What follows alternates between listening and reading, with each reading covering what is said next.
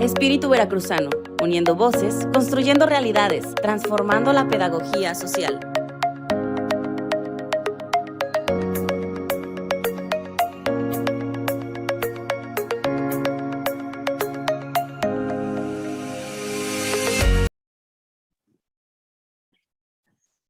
Pues muy buenas tardes, muy buenas noches, bienvenidas y bienvenidos a una emisión más del programa Espíritu Veracruzano, que como cada encuentro tenemos el objetivo de hacer pedagogía social, que las personas que nos hacen el favor de acudir a este llamado puedan conocer sobre diversos temas que son de interés público y sobre todo aprender de especialistas, conocer su punto de vista y saber cómo es que se desarrollan los temas que a las personas de a pie nos afectan, tiene que ver con nosotros de diferente manera.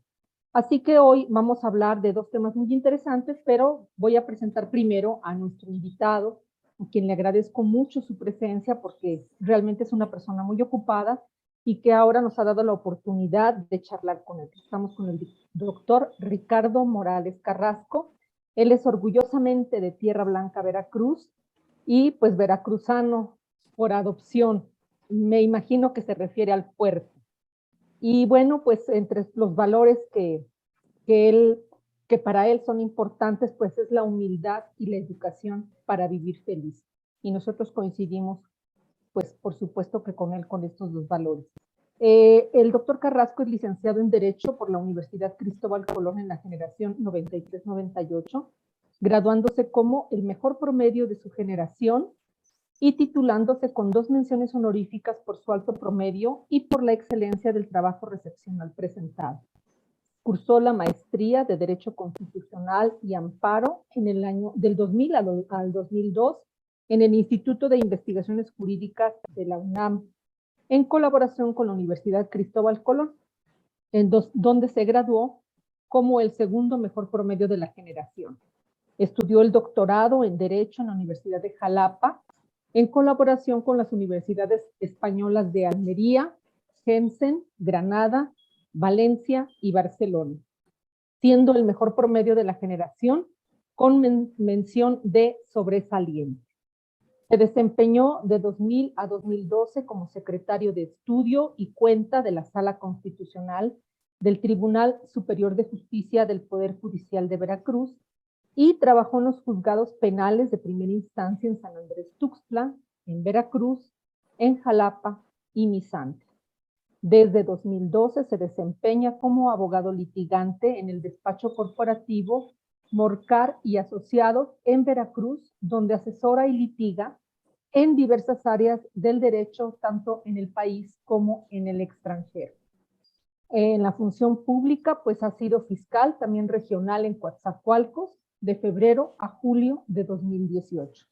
Ha participado en diversos libros como son los denominados Propuestas para un constitucionalismo local, Memoria de las Mesas Redondas de Justicia Constitucional de la Suprema Corte de Justicia de la Nación, 10º aniversario de los tribunales colegiados de circuito en la ciudad de Jalapa, Veracruz, la justicia constitucional en los estados, la justicia constitucional en las entidades federativas, así como en el Derecho Procesal Constitucional Local de la editorial Porrúa de 2015, entre otros.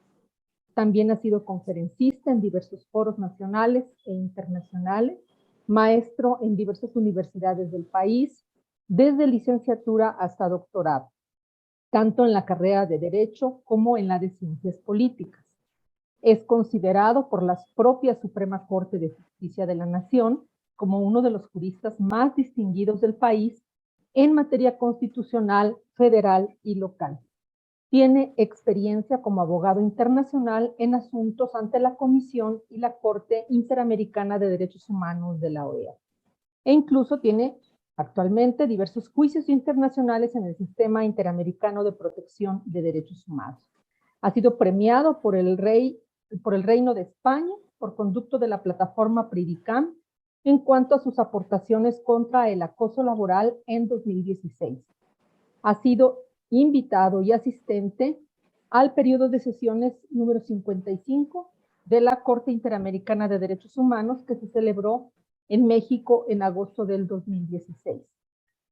Es promovente de los juicios de amparo indirecto en contra de la omisión absoluta del Código Nacional de Procedimientos Civiles, así como de los tribunales de trabajo en materia oral, y ha promovido acciones internacionales para abrir la justicia en línea en el estado de Veracruz ante la Comisión Interamericana de Derechos Humanos.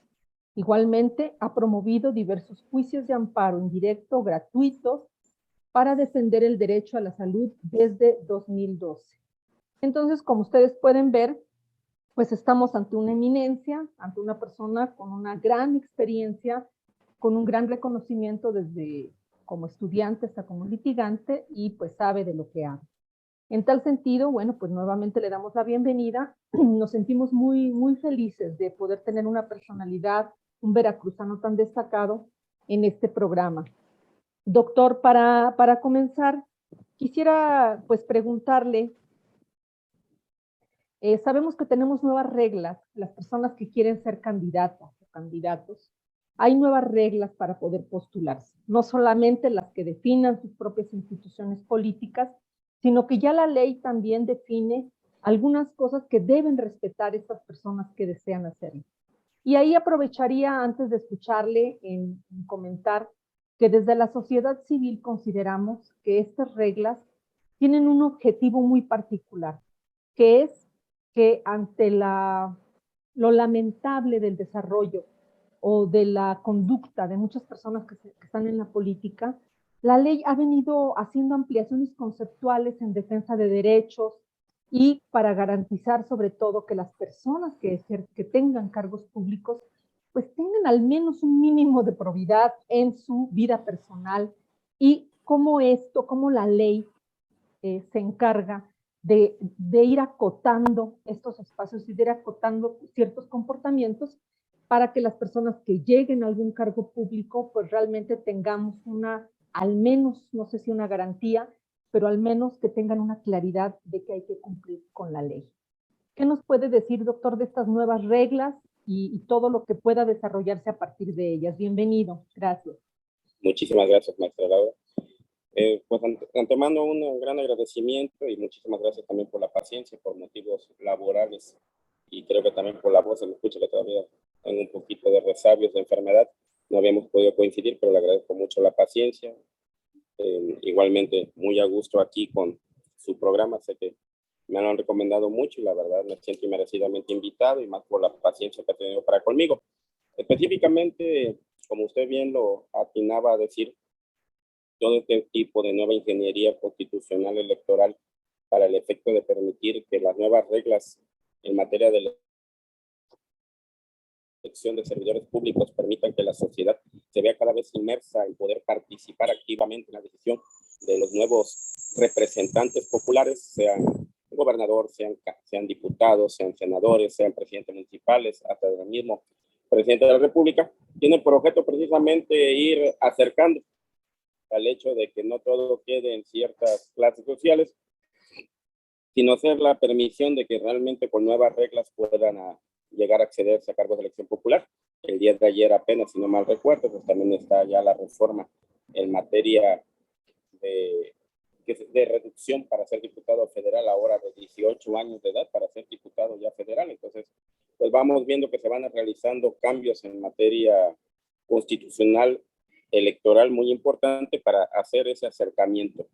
Nuestro estado de Veracruz no ha sido independiente de ese tipo de reformas y precisamente se sitúa una muy importante dentro del artículo 11 de la Constitución veracruzana, específicamente con los requisitos para ser gobernador. Ahí se establecía anteriormente a esta reforma que vamos a comentar, que fue declarada en parte por invalidez de la Suprema Corte de Justicia de la Nación, el hecho de que solamente podían ser para efectos de poder ser gobernador los que fueran mexicanos.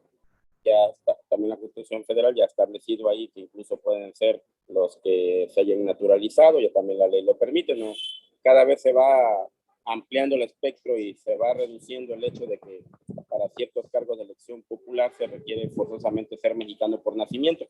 Ya también los que son naturalizados, pues muchas veces ya pueden hacerlo. Ya ahora, en esta elección que acabamos de tener en el Estado de México, estas elecciones estatales del Estado de México y Coahuila, pues con sorpresa, ya fue el programa piloto para todas aquellas personas privadas de su libertad en proceso penal que pudieron por medios electrónicos votar.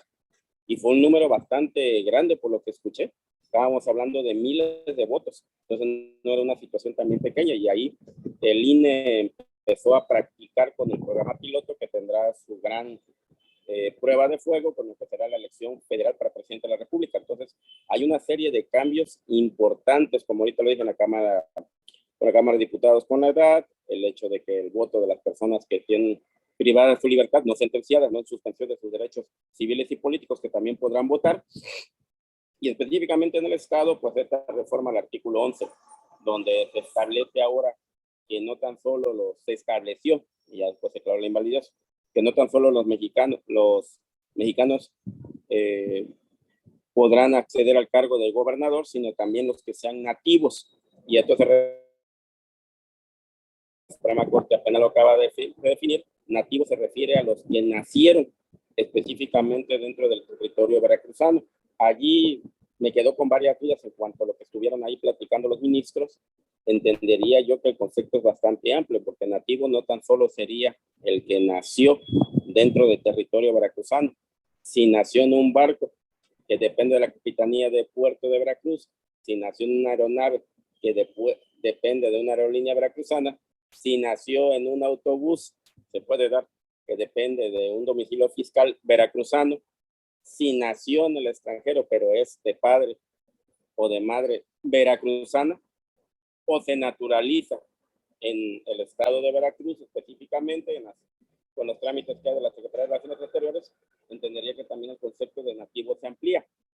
Y una situación que estaba bastante reservada, el hecho es que no permitía que los mexicanos que no hayan nacido en el estado de Veracruz pudieran participar, y esto se amplió. Y ahora cualquier persona que tenga la nacionalidad, la ciudadanía mexicana, puede participar válidamente para ser gobernador, nada más que para ellos está muy agravada la que son los requisitos para poder acceder a ese cargo de elección popular.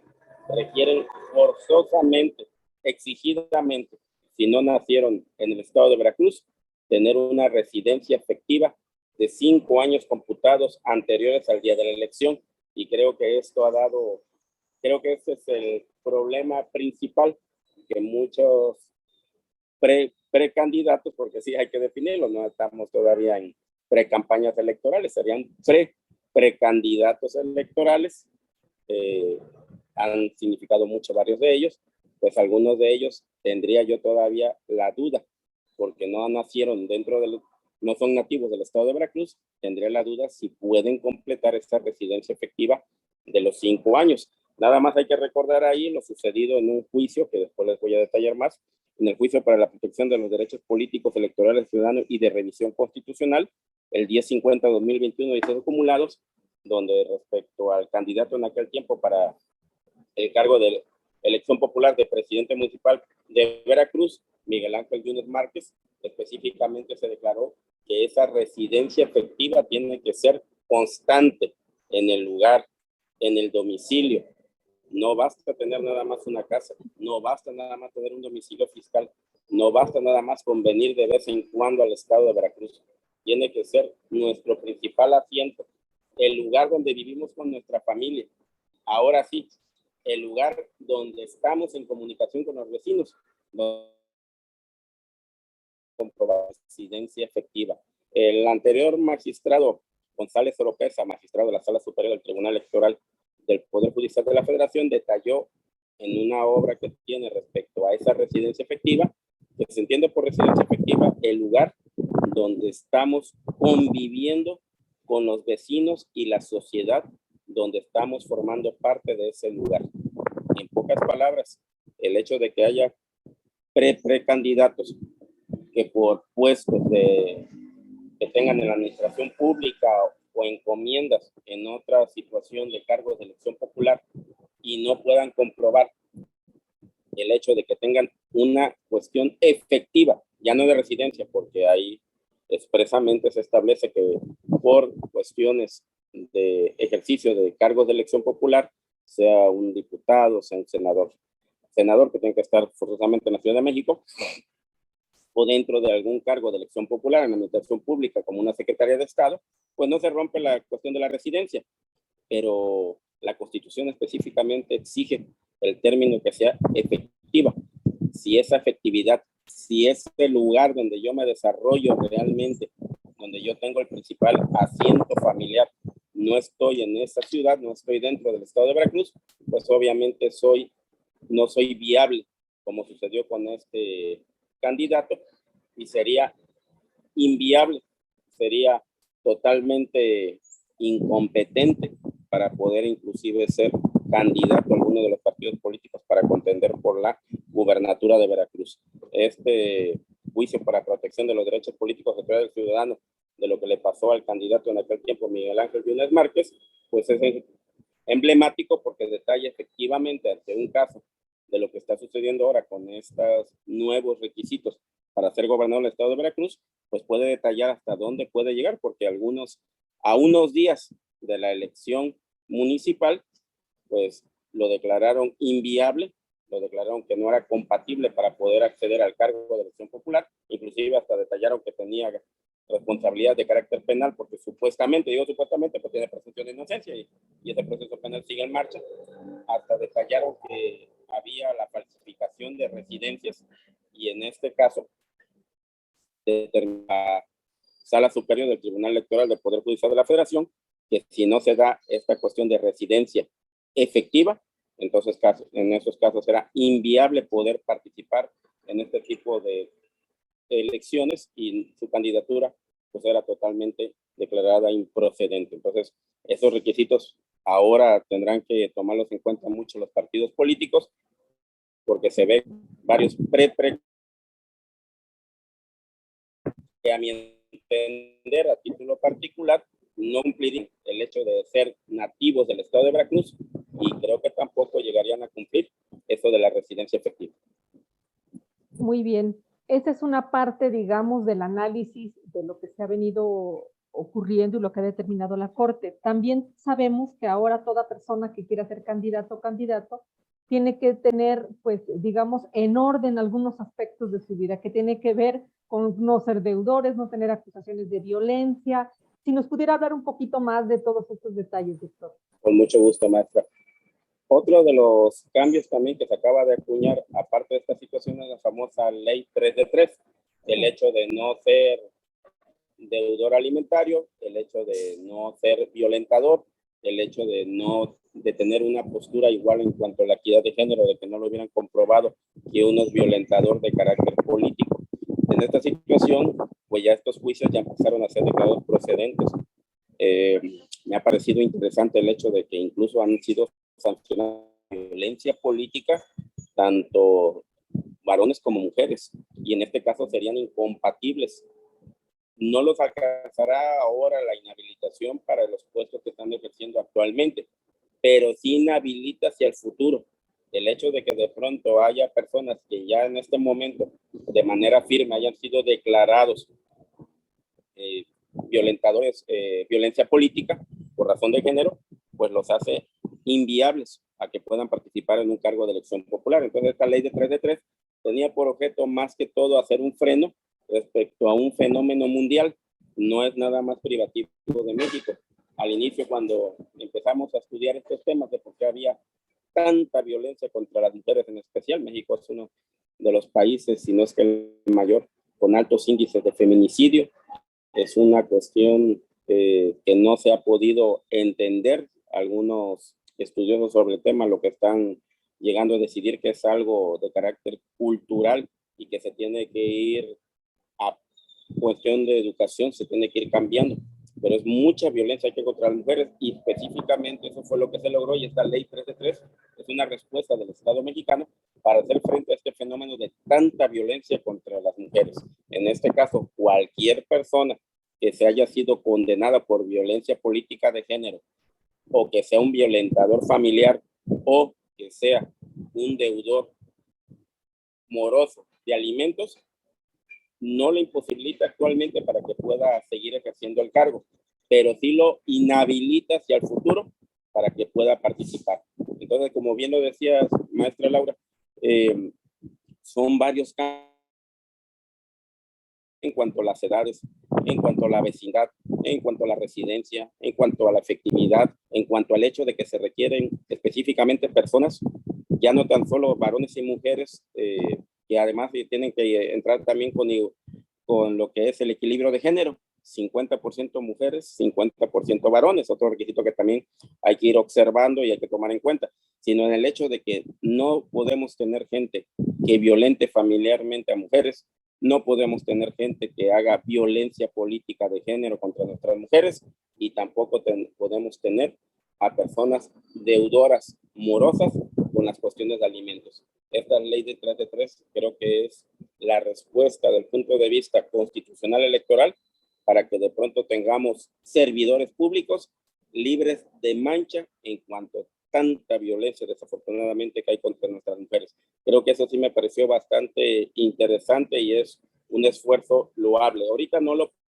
podemos todavía aquilatar porque no son requisitos que se exijan de forma retroactiva, pero hacia las próximas elecciones, hacia los nuevos cargos de elección popular, e incluso se va a extender para toda la administración pública, para nuestros jueces, magistrados, ministros, para nuestros fiscales, para todos aquellos puestos que tengan que ejercer poder dentro del Estado mexicano, se va a extender. Y esto va a ser una situación que va a permitir que la violencia desde el punto de vista institucional contra nuestras mujeres empiece a erradicarse. Entonces, son la verdad interesantes las reformas que vienen y que creo que sí vamos lento, desafortunadamente lento, pero sí vamos en el buen camino a ir erradicando el problema de la violencia. Sí, desde el punto de vista institucional, tenemos el ejercicio de personas que están en el puesto, que no deben deudas de alimentos, que no cometen violencia de género, que en política que no son violentadores familiares. En ese caso creo que el Estado está respondiendo que esos temas no son de carácter privado. No era como lo decía García Maínez en el libro de Introducción al Estudio del Derecho, hace muchos años atrás que empezamos la licenciatura y lo estudiamos, que decía que finalmente al derecho solamente le importa lo que suceda de la puerta de la casa hacia el exterior. No, aquí ya la puerta y también lo que suceda en el interior de nuestras casas, si hay violencia, es un tema que nos importa muchísimo. Y si es contra nuestras mujeres, nos importa todavía mucho más. Y queremos gente que ya no violente ni políticamente, ni familiarmente, ni alimentariamente a nuestras mujeres. Como se dice popularmente, antes creo que era una defensa para dejar el tema sin tocar, que era la ropa sucia se lava en casa. Y ahora sabemos que no, que también lo que se lava en casa y lo que ocurre dentro de la casa, pues es una cosa que nos atañe a todos y a todas. Y creo que las personas que aspiran a tener puestos de elección popular, pues no deben estar exentos de eso. Creo que es muy importante lo que nos ha explicado, porque eso nos permite tener otra dimensión al momento de pensar nuestro voto, de pensar en las candidaturas idóneas. Y obviamente, pues, si bien es cierto que lo primero que tenemos que garantizar es que los candidatos y las candidatas pues conozcan el Estado, lo hayan recorrido, lo quieran y tengan propuestas muy específicas, creo que también hay que cuidar y hay que garantizar que sean personas con probidad, ¿no? Ya no diría yo moral, porque a veces esa palabra ya está un poquito manoseada, pero sí diría ético, ¿no? Humanista, incluso para ponerlo más en los términos que manejamos dentro de la asociación.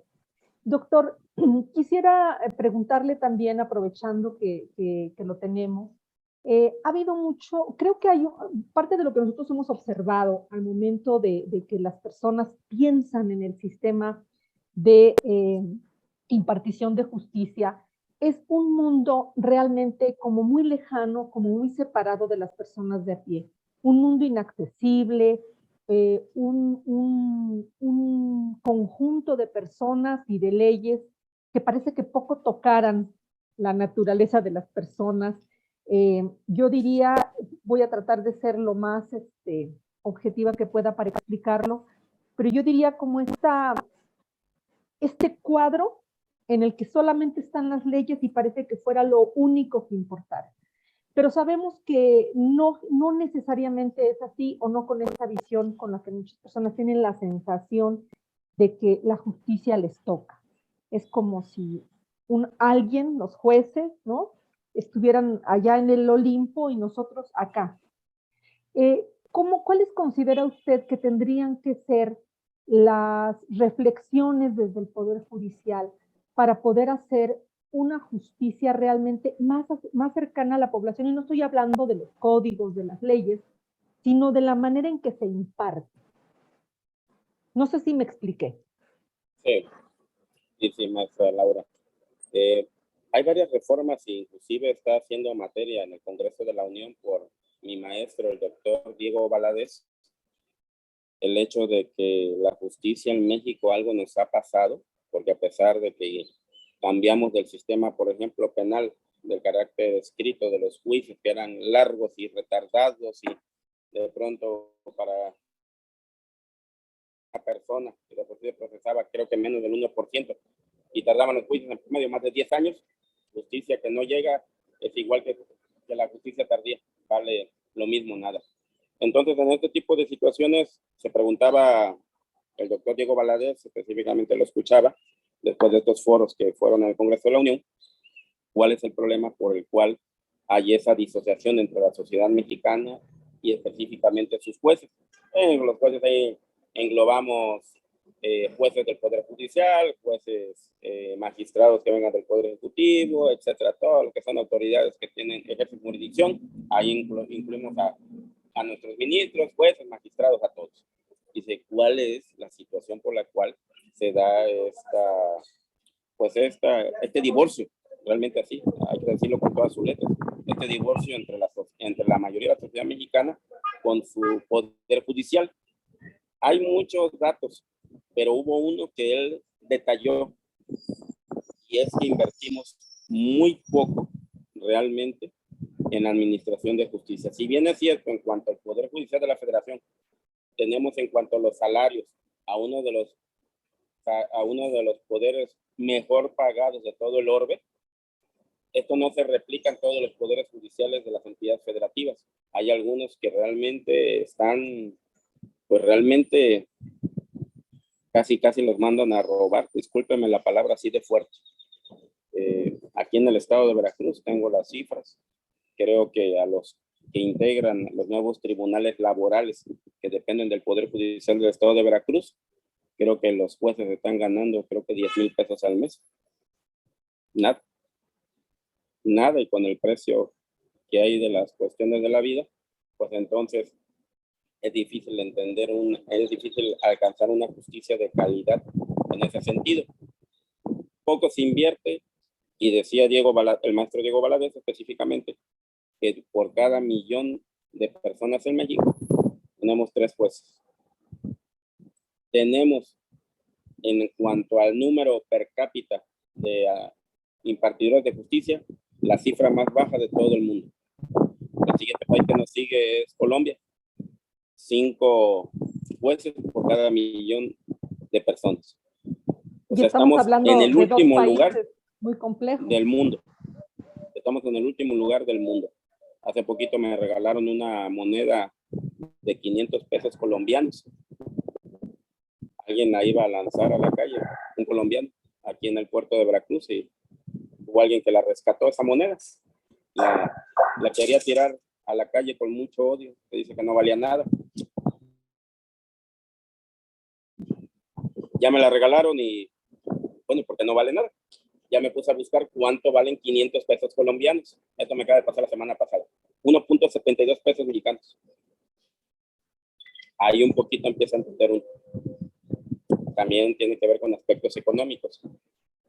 Si no se invierte en educación, si no se invierte en impartición de justicia, si tenemos pocos jueces, tenemos pocos fiscales, tenemos pocos policías, discúlpame lo que voy a decir, maestra, si invertimos demasiado en cuestiones de seguridad, pero no protegemos a los que realmente, los policías ministeriales, por ejemplo, que son los que van a llevar a las personas que cometieron un delito ante el juez, pues entonces el sistema no funciona. Yo esto lo he ido diciendo desde el 2018, que fue la reforma en materia inquisitiva y adversarial. He constantemente participado y hasta gratuitamente, por eso me reconocen los policías, hasta me he ganado el respeto de ellos, porque hasta gratuitamente les he dado clases. Y yo lo dije y lo sigo sosteniendo. Mientras no se invierta por nuestros policías, y ahí englobo a todos, jueces, fiscales, magistrados, ministros, mientras no se invierta, van a seguir los mismos problemas, y es esa brecha entre la sociedad y nuestra judicatura.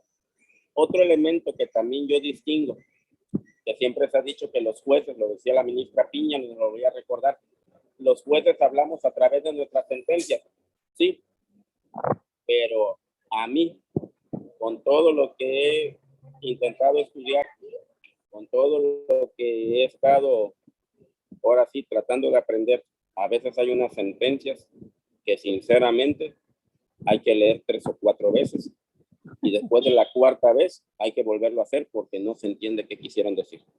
Si eso supuestamente a un operador técnico en materia de derecho, como tu servidor, le sucede, entonces a los que son legos en la materia, haz de cuenta que le estás hablando el marcial.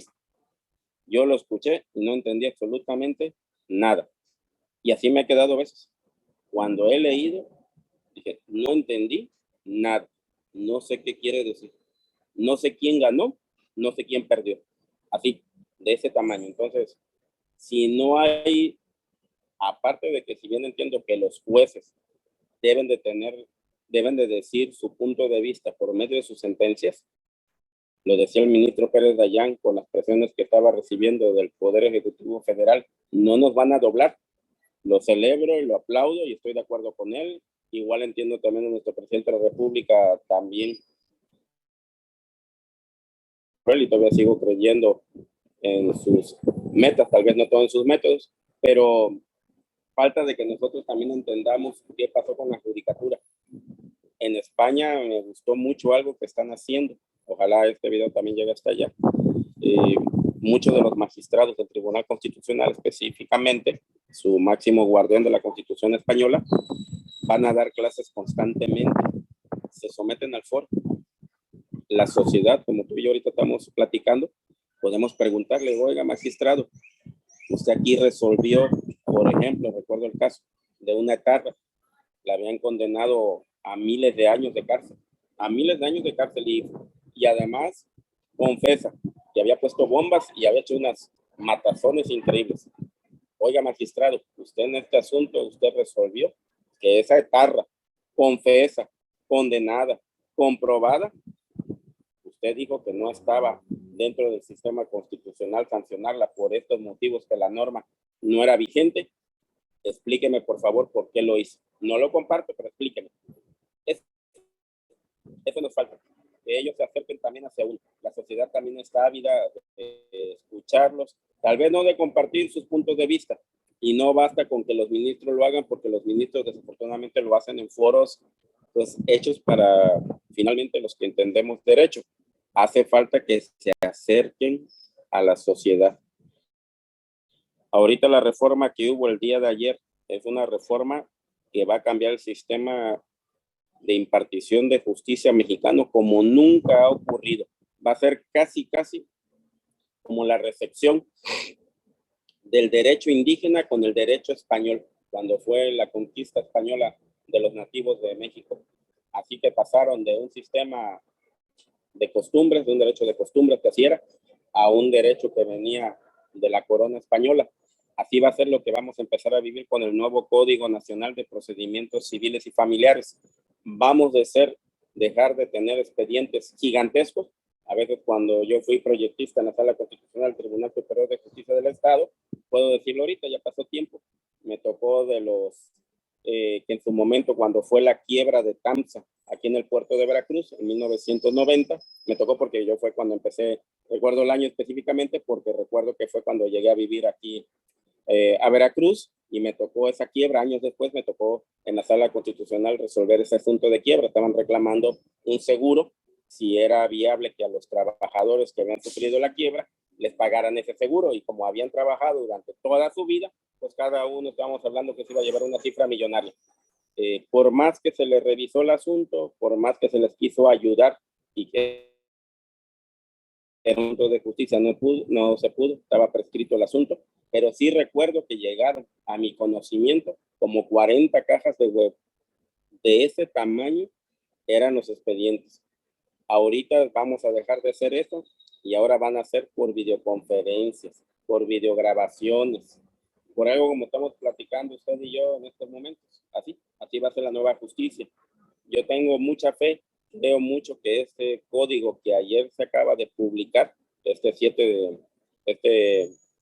miércoles 7 de junio de 2023, va a ser el parteaguas para que nuestra justicia se vuelva más accesible hacia lo que es nuestra sociedad. Porque actualmente uno promueve, por ejemplo, una pensión alimenticia, pues uno la presenta por escrito. ¿Y quién es el juez? Pues allí, alguien que está allí sentado y con lo que lee son documentos. No lo conoce a uno. Donde tiene obligación de conocerlo a uno son cuando se tiene que ver la cuestión de la guardia y custodia de menores. Ahí es obligatorio que él esté presente. Cuando es un depósito de menores, también es obligatorio que él esté presente. Fuera de eso, no es necesario. Nada más ver papeles, ver documentos. Y ahora este cambio va a permitir que las partes, así como está sucediendo en materia penal, como está sucediendo en materia laboral, como está sucediendo en materia mercantil, ahora en materia civil y familiar, las partes directamente conozcan al juez. El 80% de los juicios en México son de materia civil, familiar y mercantil. Mi estimación para que funcione, porque tiene que estar implementada la reforma a partir del 2027, es que deben de funcionar más de 2 millones de salas de juicios orales. Va a ser un impacto económico en las finanzas, pero lo vale. Y un tercer punto, aparte de esa inmediación que debe haber entre las partes y el juez, hay muchos reclamos que son sencillos. Hay muchos reclamos que son menores de 10,000, 20,000 pesos. Ahí me gustaría ver lo que sucede en Estados Unidos, donde hay jueces que conocen de asuntos de $5,000 para abajo. Una sola audiencia, un solo actor, un solo demandado, el juez los escucha, resuelve. Se acabó. Discúlpame el ejemplo. Es que mi vecino, porque eso es México, ese es el México, un México pobre desafortunadamente. Es que mi vecino me robó mi gallina. Es que mi vecino me robó mi perro. Es que mi vecino me robó mi chivo. En serio, así he visto asuntos que llegan al amparo directo, porque como son asuntos de baja cuantía, pues ya no tienen apelación y llegan al amparo directo. Y es que fulanito de pronto le robó la gallina a menganito y está reclamando, y como no le pagó, a amparo directo. Entonces tienen los magistrados de un tribunal colegiado de circuito que resolver. ¿Quién tiene la razón? A juicios orales. En el Código de Procedimientos Civiles del Estado de Veracruz, que ya va a desaparecer con esto, había una justicia municipal y era un juicio de esa naturaleza. Una sola audiencia, se escuchaba al actor, se escuchaba al demandado y el juez resolvía. Se la pagas de esta forma, no se la pagas, vas a la cárcel y se acabó. Creo que esas serían las medidas que yo sintetizaría en el hecho que los jueces se acerquen a la sociedad, que los jueces conozcan a las partes que van a resolver y que los asuntos de baja cuantía tengan una justicia pronta y efectiva realmente. Creo que esos son los 3 puntos que yo diría que nos hacen falta de la Administración de Justicia.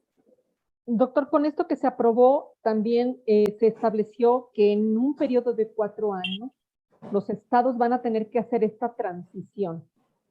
¿Qué tan posible, usted que ha estado ahí en las entrañas de este poder, qué tan viable ve que en 4 años, y bueno, se va a tener que modificar obviamente el presupuesto que se asigne para ello, porque van a tener que haber recursos extraordinarios si es que se quiere cumplir con la meta? ¿Cuál es la situación del estado de Veracruz? A nivel nacional, he visto poderes judiciales que llevan una ventaja impresionante. Los de la Ciudad de México, los del Estado de México, impresionantes. En tan solo lo que es la ciudad judicial que está en Guadalajara, en su zona metropolitana. Es impresionante, es un estadio. Yo conté 42 juzgados. Tienen la base del panóptico, el panal, un panal donde en cualquier momento que usted se sitúe dentro de esa especie de estadio, a donde usted se sitúe, tiene visión para todos los juzgados. Por eso le llaman el panóptico. Se basa en la biótica, en la cuestión de la estructura de un panal. Cuando llegué a conocer esa ciudad judicial allí en la zona metropolitana de Guadalajara, dije, algún día quiero ver así mi poder judicial del estado de Veracruz. Tienen que invertir muchísimo dinero. Va a ser un esfuerzo monumental. Yo lo calculo para que realmente funcione, 2 millones necesitan de salas de juicios orales, porque creer que las que están actualmente en materia penal ya están superadas. No alcanzaría. Sería entrar uno, otro, no. Sería imposible que tuvieran capacidad. Y las laborales que extraen ya también están bastante ocupadas. Y cuando uno se decide un juicio de carácter oral, como ahora todo se va a oralizar, pues no puede uno estar en el juicio oral y va a estar resolviendo uno de otro asunto. Se supone que uno tiene que estar atento a ese juicio. Entonces, mientras yo esté en audiencia en ese juicio, no podré atender otros. Los que sí veo poderes judiciales que han invertido y lo han hecho bastante bien en la Ciudad de México, en lo que está ahí enfrente del hemiciclo Juárez, es impresionante el edificio junto al de Secretaría de Relaciones Exteriores, es impresionante en materia familiar. Sí, juzgados familiares. Los que están en el Estado de México también, el de Puebla, también me sorprende que tiene un solo edificio. De los que yo conozco, los que están en la zona metropolitana de Guadalajara también, el Nuevo León también conocía a los magistrados que eran muy participativos, muy proactivos, muy creativos, y fue el primer poder judicial, mucho antes que el Poder Judicial de la Federación, que empezaron a implementar la justicia virtual. Cuando aquí el Poder Judicial de la Federación señalaba que la construcción de la FIREL y la firma electrónica ya tenía años que lo habían implementado en Nuevo León. Hay que reconocérselo. Ya conozco al magistrado que lo implementó, hoy es el presidente actual del Poder Judicial de Nuevo León, lo conozco desde hace varios años, y la verdad, cómo me encantó. O sea, fue un desarrollo fácilmente como de 20 años, y lo ha logrado. Entonces, algunos poderes judiciales, los menos, sí los veo que tienen los recursos y la capacidad y la voluntad política para hacerlo. En el estado de Veracruz, desafortunadamente, no veo esa voluntad política, a pesar que nosotros hemos reclamado mucho esa situación. Veo recortes, veo cierre de juzgados, cerramos 2 juzgados en materia digital. Yo tuve la experiencia de participar con un procedimiento allí.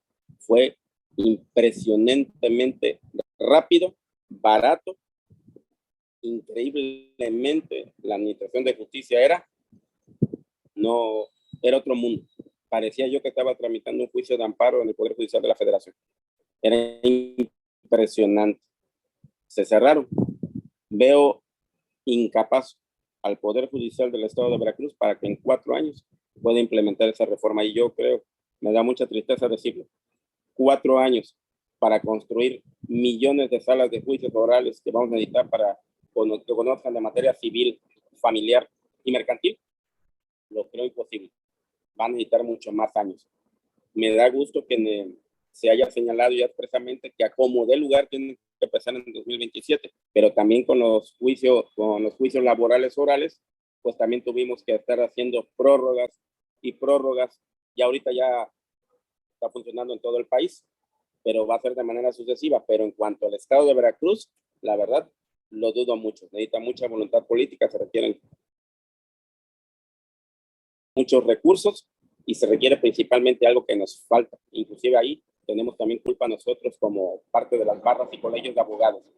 Se tiene que hacer una sinergia donde el Poder Judicial escuche más a los abogados y también nosotros como abogados prepararnos.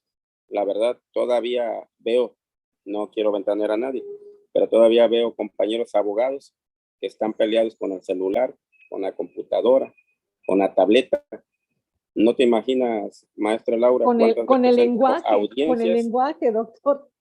Con el lenguaje cuántas mismo. veces entro a audiencias, deja ahí, doctor, la computadora, ahí con el policía, quítese la tableta, ahí también la tableta, quítese el celular, a ver, échalo acá en una bolsita, aquí se lo paso.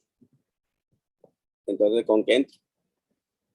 Son muy poquitos los que permiten entrar con dispositivos. El 99% le quita uno los dispositivos. Es que vas a grabar, pues de por sí me están grabando. Es que lo vas a transmitir, pues no. Si lo transmitiera sería un delito. Tampoco somos tan tontos. La verdad yo creo que nos falta mucho y como bien dijiste, el lenguaje. Ni decirles que es un dispositivo, ni decirles que es el PDF, ni decirles que es el chat GPT y todas esas cuestiones, ni decirles de WhatsApp. Como tú bien dijiste, mientras no nos actualicemos en tecnologías, en lo que son las tecnologías de la información y comunicación, las TICs, va a seguir el mismo problema. Así es. Pues es que el reto es muy grande, sobre todo creo que el Estado de Veracruz se merece esta reforma. Las personas, ya no diría yo el poder del Estado, yo diría que las personas que están sujetas a la ley o que están en proceso, que están demandando que les sean respetados sus derechos, etcétera, pues creo que se merecen también juicios más ágiles, menos tortuosos, con menos corrupción. Y creo que efectivamente, como usted ahorita señalaba, es un tema de infraestructura, es cierto, es un tema de capacitación, es cierto. Ya vimos lo que ocurrió cuando vino la primera implementación en el cambio hacia la llamada oralidad, que bueno, incluso hubo un estado piloto que comenzó esto, y luego cómo vino esta capacitación y la cantidad de millones y millones y millones de pesos que se destinaron a esa capacitación. Creo que también sería muy prudente, no sé si ha ocurrido, estamos esperando tener una entrevista próxima para abordar este tema, pero creo que también tendría que haber una valoración, una evaluación de qué tanto realmente esta cantidad de dinero, que incluso hubo dinero del USAID, ¿no? De Estados Unidos, qué tanto realmente impactó en esta capacitación y en esta reforma, en esta infraestructura. Creo que sería muy interesante porque efectivamente se destinó mucho dinero, no estamos hablando de poco dinero, los datos los vamos a tener en el siguiente programa, pero creo que también habría que valorarlo. Y por otro lado, creo que es el tema con el que comenzamos. Realmente la sociedad, doctor, tiene que ver que toda esta inversión de dinero que es de los mexicanos y las mexicanas tiene que traducirse obligadamente en que el Poder Judicial se humanice. ¿Con qué quiero decir con esto? No que deje de respetar la ley, no, sino que realmente bajen esta ley, bajen su trabajo, bajen su rendición de cuentas a una sociedad que realmente está muy lastimada por tanta impunidad y por esta idea, esta idealización de que quien está en el Poder Judicial es intocable. Creo que es un tema que hay que analizar mucho, no se puede hablar tan superficialmente de esto, pero creo que sí será muy importante que lo abordemos. ¿Cómo lo considera usted? Sí, desde luego, maestra, sí coincidimos totalmente en ello. Es, por así, bajarse del pedestal y ese acercamiento que mucho hace falta de la sociedad. Una sociedad que se siente muy lastimada, más que por mala justicia, por el hecho que la justicia no llega. No se imagina usted cuántos asuntos yo retomo de que ya están empezados, que llevan 5, 6, 7 años previos. Ya cuando hablan con uno de los clientes, dice, es que llevo 9 años en juicio, sí, pero conmigo lleva 1 año. Es que llevo 10 años, sí, pero conmigo lleva 2. Es muy complicado, muy difícil. De ahí lo que yo empezaba nuestra charla. Tan injusta es la justicia que llega mal como aquella que llega tardía. Tiene los mismos efectos jurídicos, la verdad. Es algo que nuestra sociedad ha reclamado y los cambios institucionales que ha hecho el Estado para esa reingeniería de administración de justicia no van a servir, no van a funcionar mientras nuestros impartidores de justicia no se acerquen a explicar por qué. Aquí en este tipo de eventos sería maravilloso de pronto contar, aparte de tu servidor como litigante, aparte que también soy catedrático, pues con alguien que impartiera justicia, con alguien de la judicatura. A ver, desde la academia, cómo se ve esto, desde los postulantes, cómo se ve, desde la judicatura, cómo se advierte. El Tribunal Constitucional de España lo hicieron con todo lo que se pueda pues señalar, igual que el Tribunal Constitucional de Alemania. Una parte de los magistrados vienen de la academia, otra parte de los magistrados vienen de los postulantes y parte de los magistrados vienen de la judicatura. Es la tríada perfecta. Parte de maestros, parte de litigantes, parte de jueces. Eso es lo que Claro, porque está aquí, hay un equilibrio. Se trató de acercar la sociedad y ha ido funcionando. Realmente he visto unas sentencias. Hacemos comercial gratuito con Netflix, comercial gratuito, y he visto unos casos ahí ya actuados que la verdad me he quedado impresionado. Vi el caso de un nazi, de alguien que mató a sus papás y ese niño sobrevivió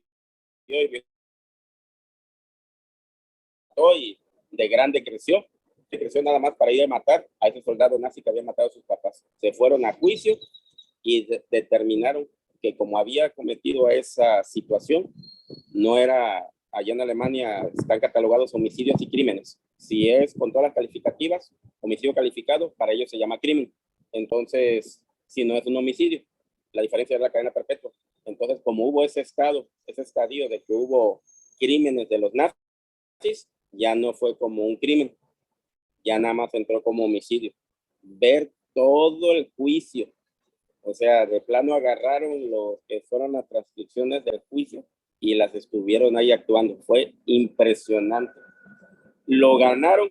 Ahí hago el comentario rápido, aunque si lo quieren ver ahí en Netflix, ahí sí ya la van a encontrar.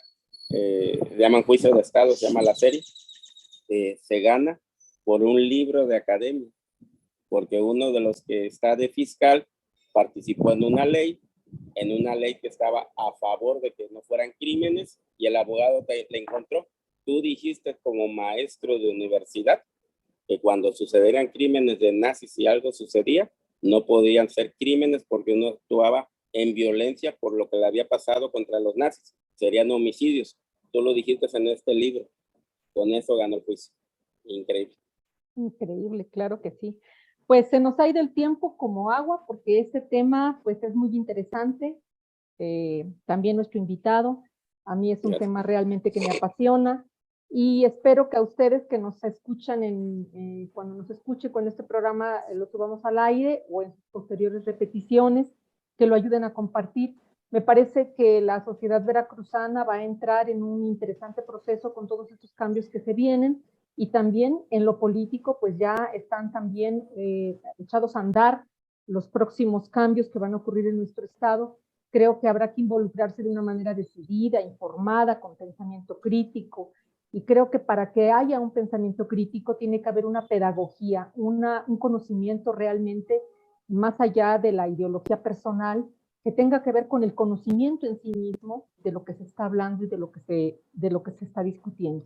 Entonces, pues, doctor, le agradecemos muchísimo realmente este tiempo que nos ha obsequiado, su conocimiento, su experiencia. Y a todos a quienes nos escuchan, pues les agradezco mucho su presencia, les pido que compartan, por favor, para seguir ampliando esta red de conocimiento, esta red de pedagogía social, y pues nos estaremos viendo en la próxima emisión de nuestro programa Espíritu Veracruzano. Muchas gracias, doctor, y espero vernos pronto. Gracias, maestra. Muchísimas gracias. Por favor, que me hace. Gracias.